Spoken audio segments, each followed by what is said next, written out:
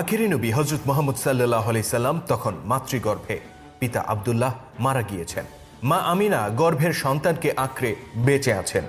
দাদা Abdul Muttalib কাবা ঘরের মোতোয়াল্লি। চাচা আবু তালেব টকবগে যুবক। এই পরিবারটি ছিল মিল্লাতে ইব্রাহিমের অনুসারী।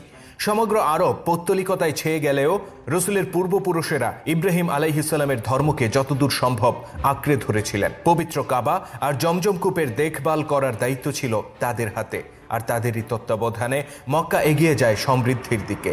কাবাকে কেন্দ্র করে গড়ে ওঠে চমৎকার এক নগরী, যেখানে ছিল শত শত পরিবারের বসবাস আর অগণিত মানুষের যাতায়াত। সবকিছুই চলছিল ঠিকঠাক। হঠাৎ একদিন চারদিকে হইচই শোনা যায়। কি এক সংবাদে! মক্কার মানুষেরা পাগলের মতো ছুটতে শুরু করে।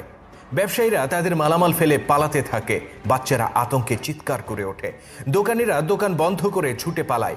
ভীত বিহ্বল মানুষের চিৎকার চেঁচামেচি আর